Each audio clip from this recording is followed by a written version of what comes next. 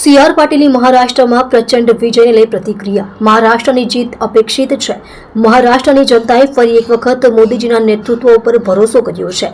અનૈતિક જોડાણ કરનારા શિવસેના, કોંગ્રેસ અને એનસીપી સત્તા હાંસલ કરવા માંગતા હતા. તેઓનો પન્નો આજે ટૂંકો પડ્યો છે. આજે તેઓના અસ્તિત્વનો સવાલ આવીને ઊભો છે. સત્તા હાંસલ કરવા વરસાદમાં નીકળતા ટોપની જેમ પક્ષને મહારાષ્ટ્રની જનતાએ જાકારો આપ્યો છે.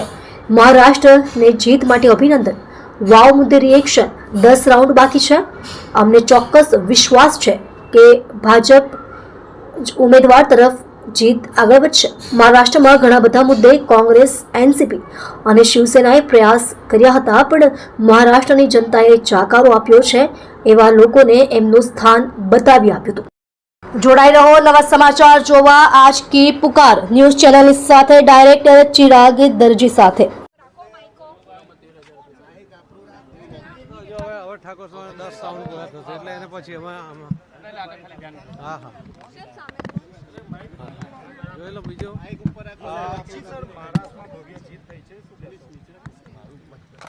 મહારાષ્ટ્રની જીત બિલકુલ અપેક્ષિત હતી.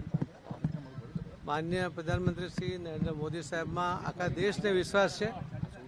એ રીતે મહારાષ્ટ્રના મતદાર ભાઈ બહેનોને પણ વિશ્વાસ છે. અને એના કારણે જે લોકો અનૈતિક જોડાણો કરતા હતા, એનસીપી, શિવસેના અને કોંગ્રેસ, આ તો એક અનૈતિક જોડાણ છે. એવા જોડાણો કરીને પોતે સત્તા હાંસલ કરવાનો પ્રયત્ન કરતા હતા. એ બધા એમનો પન્નો આજે ટૂંકો પડ્યો છે. એમનો અસ્તિત્વનો સવાલ સામે આવીને ઊભો છે. તો આ વરસાદી ટોપની જેમ જે નીકળી પડતા પક્ષો, જેને સત્તા હાંસલ કરવા માટેના એમના જે પ્રયત્નો, એ મહારાષ્ટ્રની મતદાર ભાઈ બહેનોને પોતે એમને જવાબ આપી દીધો છે. અને એમને લોકોમાં કયા પ્રકારની છાપ છે, એમણે કરેલો વિશ્વાસઘાત, એ પણ લોકોએ જોયો છે.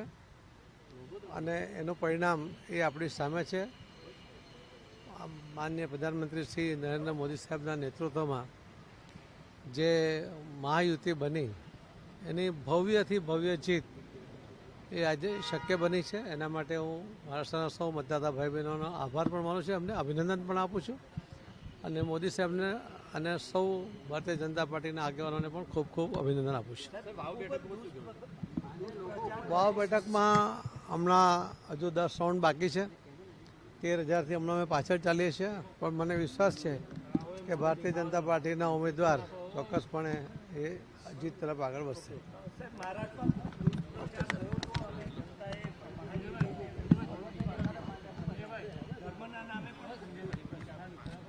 મહારાષ્ટ્રમાં ઘણા બધા મુદ્દાઓ પર પ્રચાર અપ્રચાર એ કરવાનો પ્રયત્ન કોંગ્રેસ, એનસીપી અને ઉદ્ધવ ઠાકરેની શિવસેનાએ કર્યો. પણ છતાં એમના બધા જ પ્રયત્નો એ નિષ્ફળ ગયા છે.